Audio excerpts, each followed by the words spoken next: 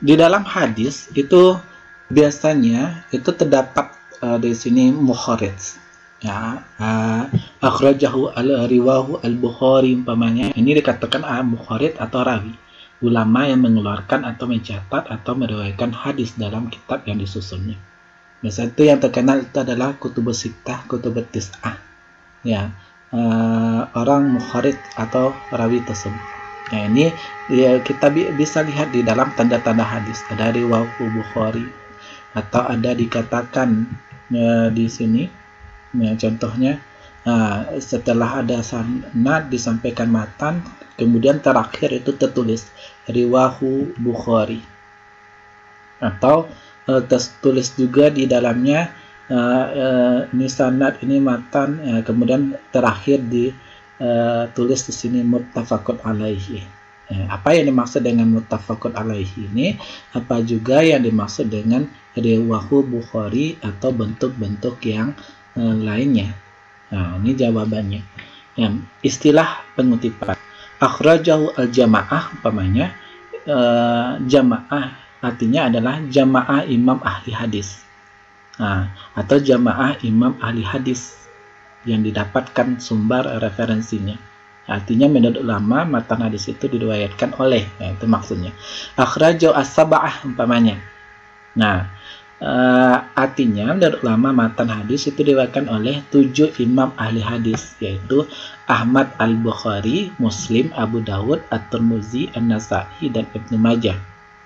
Kalau disebutkan di situ akhrajahu as-sittah, berarti menurut ulama matan hadis itu diriwayatkan oleh 6 imam ahli hadis, yaitu Al-Bukhari, Muslim, Abu Dawud, At-Tirmidzi, An-Nasa'i, dan Ibnu Majah.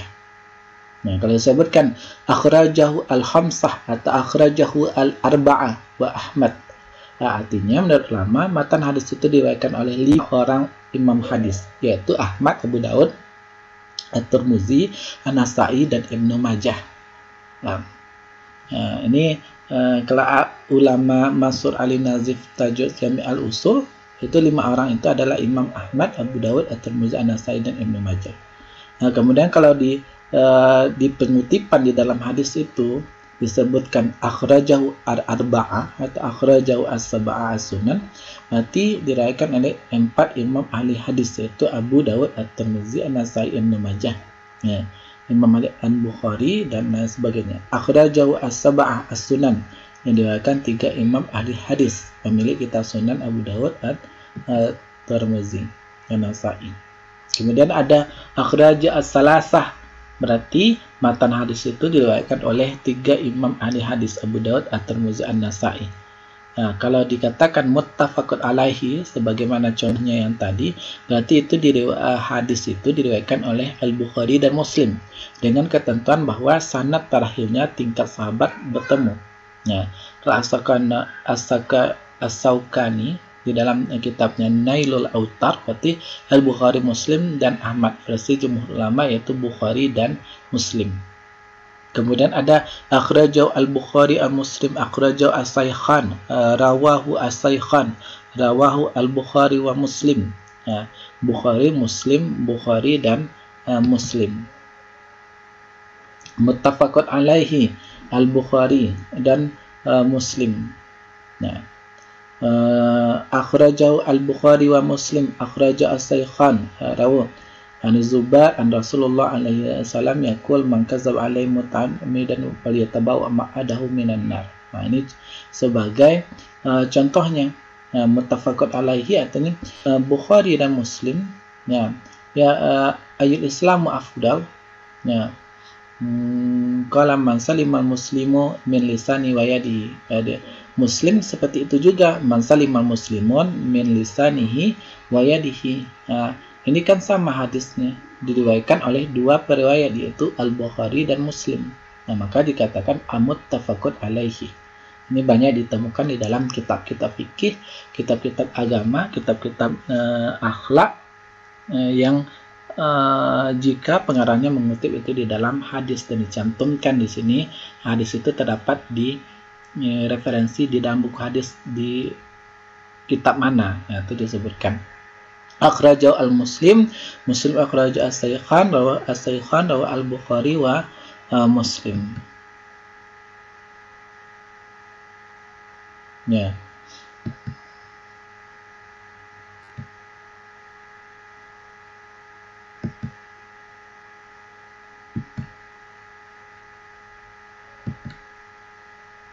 Kita lihat di sini, ya,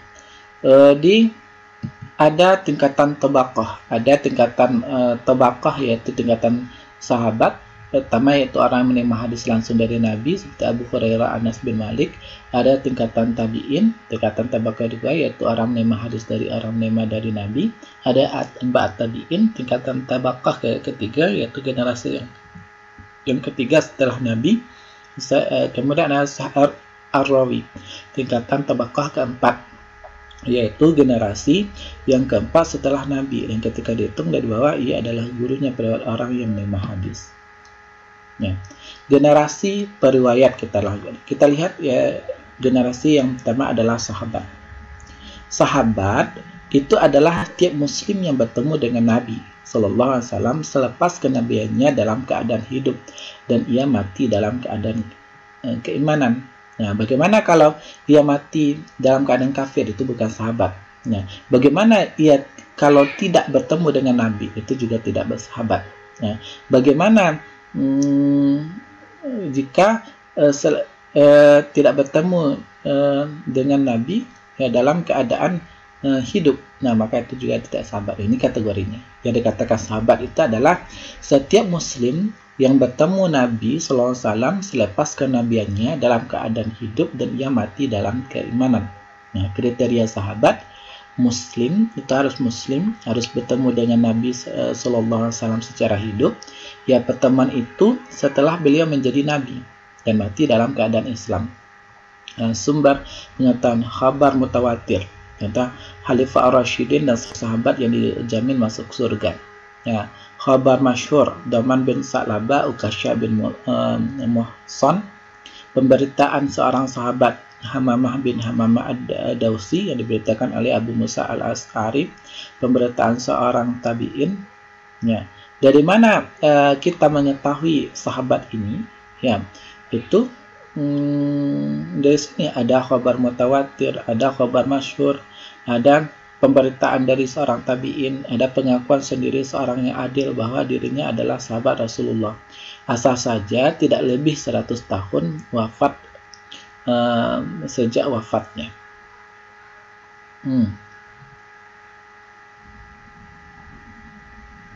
Ya,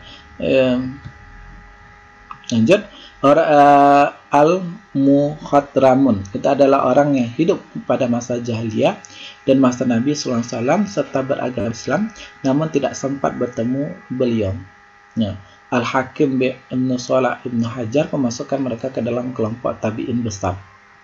Menurut Imam Muslim, jumlahnya ada sekitar 20 orang, sementara Al-Iraqi membilangnya sekitar 42 orang. Sedangkan Al-Muqlatai menghitung jumlah mereka lebih dari 100 orang.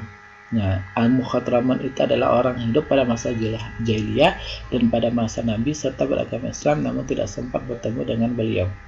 Nah, di antara mereka adalah Abu Amr Asy-Syaibani, Suhaid bin Ghafla Al-Kindi, Amr bin Maimun Al-Alawadi, Al-Qair bin Yazid Al-Khaywani, contohnya. Kemudian tabi'in. Apa yang dimaksud dengan tabi'in? Itu orang yang bertemu dengan sahabat Nabi Sallallahu Alaihi Wasallam meskipun tidak sempat bergaul dengan mereka, beriman dengan Nabi Sallallahu Alaihi Wasallam dan meninggal dalam keadaan Islam. Jumlah tabi'in tidak terhitung. Ulama sepakat bahwa akhir masanya adalah 150 Hijriah dan akhir masa atba'at tabi'in adalah 220 Hijriah. Fuqaha as-sab'ah 7 ahli fikih terkemuka di kalangan tabi'in, Sa'id bin al-Musayyab, Al-Qasim bin Muhammad bin Abu Bakar as-Siddiq, Urwah bin Zubair, Farijah. Ada yang memasukkan Salim bin Abdullah Umar, Abu Bakar Abdul Rahman Ibn Haris Ihsam dan Al-Maqlubi. Kemudian Al-Mutaqaddimun. Al-Mutaqaddimun itu adalah istilah untuk ulama hadis yang hidup pada abad ke-2 sampai ke-3 Hijrah. karakteristiknya, ciri-cirinya adalah menghimpun hadis Nabi SAW dalam kitabnya setelah melakukan pelawatan mencari hadis. Nah, inilah yang dikatakan ulama hadis. Kalau dikatakan ulama hadis itu adalah orang yang melakukan pelawatan mencari ilmu hadis, kemudian berhasil mengumpulkan hampir keseluruhan hadis sahih. Di antara ulama mutakaddimin yang berhasil menghimpun hadis dalam kitab mereka adalah Ahmad bin Hanbal, Al-Bukhari, Muslim, Abu Dawud, An-Nasai, At-Tirmidzi, dan Ibnu Majah. Nah, ini yang dikatakan al-mutakaddimun.